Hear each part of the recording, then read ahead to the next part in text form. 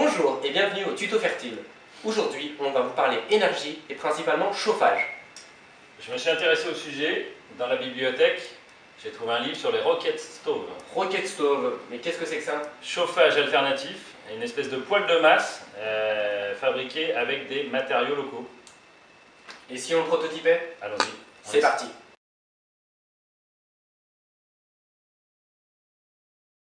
Pour fabriquer votre rocket stove, il vous faut évidemment du matériel. Pour commencer, prenez des briques réfractaires qui serviront à la conception du foyer. La terre, l'eau et le sable auront un double usage. Le premier, la fabrication de mortier qui servira à l'isolation du foyer. Le deuxième usage sera l'isolation thermique de l'ensemble du rocket stove. De la paille et des pierres serviront à l'isolation de masse de l'intégralité du rocket stove. Des plaques de tôle serviront à la conception de différents éléments du rocket stove, comme le cendrier ou la voûte de sortie du foyer. Il vous faudra également 3 barils en tôle. Le premier servira le bac d'alimentation, là où on insère le bois pour la combustion. Les deux suivants serviront de cheminée interne ou échangeur thermique. Il faudra également des tuyaux pour la sortie du foyer et l'évacuation des gaz tout au long du rocket stove. Voici pour la liste du matériel. Avant la réalisation définitive de votre roquette, n'oubliez pas de faire un petit prototype du foyer en extérieur afin de vérifier que les fumées sortent bien vers la cheminée interne et non vers le baril d'admission, comme vous pouvez voir sur ces images.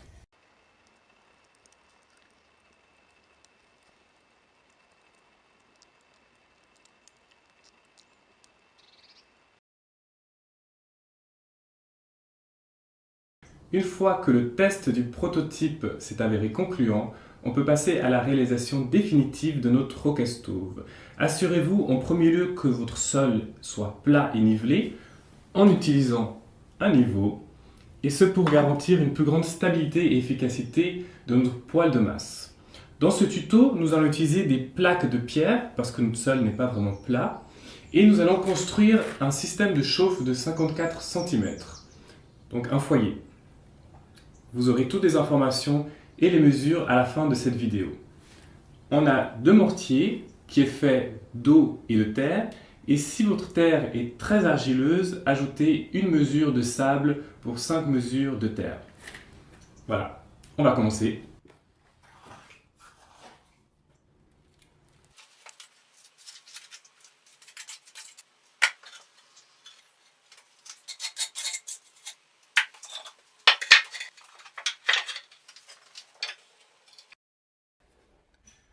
Une fois que la base est stable, placez 3 briques à plat l'une contre l'autre et ajoutez une couche de mortier la plus fine possible.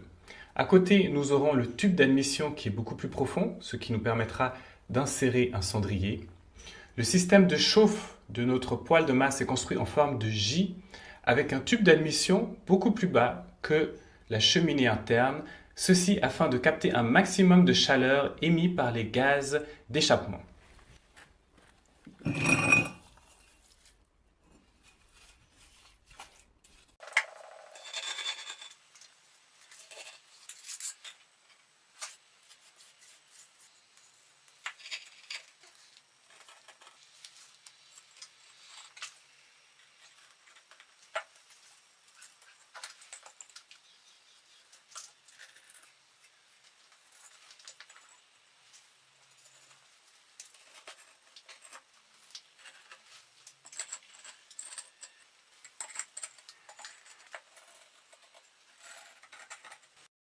Les briques sont installées, on peut à présent poser la cheminée interne,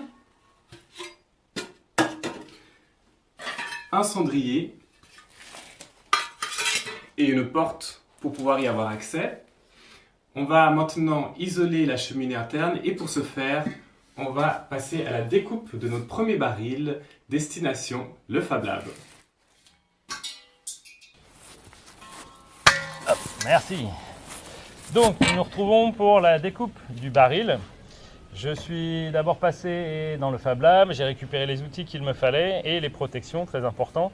Donc un petit établi avec des sangles, je vais fixer le baril à l'établi, un casque anti-bruit pour le bruit de la disqueuse, disque diamant, une paire de gants et très important, les lunettes pour les projections d'étincelles.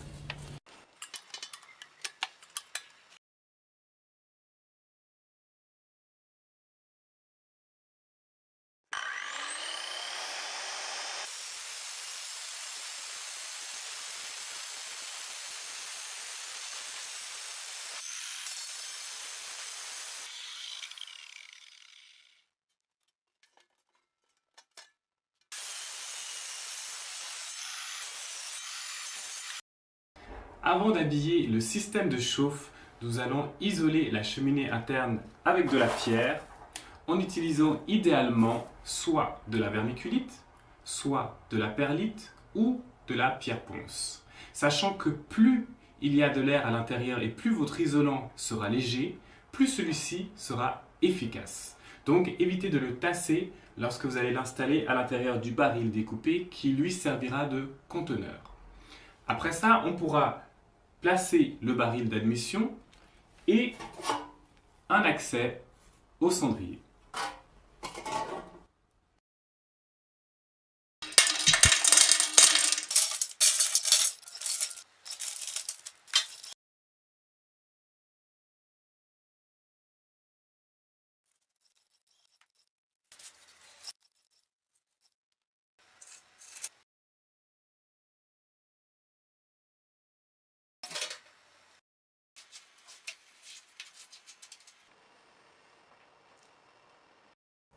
Ici, vous voyez le début de la construction de la voûte avec une porte qui va permettre d'accéder à la zone de la voûte pour pouvoir ramoner.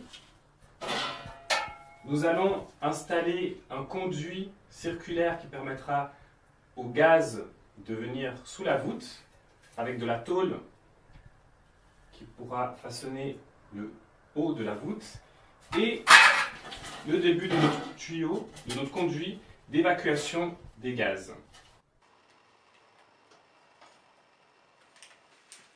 Durant cette étape, vous pourrez ajouter un peu de paille mélangée à de la terre dans les recoins ou derrière le poêle. Pensez à raccorder l'embout mâle du tuyau, celui qui s'emboîte, côté foyer du poêle, dans notre cas, côté droit dans le sens de la vidéo.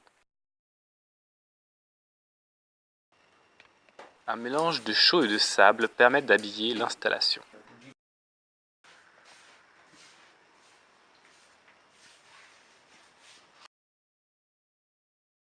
On vient de terminer la réalisation du Rocket Stove et on vous a fait un petit schéma qui récapitule les principales mesures. Philippe ? Donc ici, vous avez le conduit interne qui fait 22 cm et qui doit correspondre à la moitié de la hauteur de votre cheminée interne qui est donc elle de 45 cm. Ensuite, le diamètre de cette cheminée fait 12 cm et doit correspondre au diamètre du conduit d'évacuation des gaz. Ne pas oublier les deux trappes, donc celle qui est sous le baril d'admission et celle en sortie du foyer. Donc voici pour les principales mesures. On se retrouve auprès du feu. Merci de nous avoir suivis. On se retrouve prochainement sur fertile.fr pour de nouveaux tutos.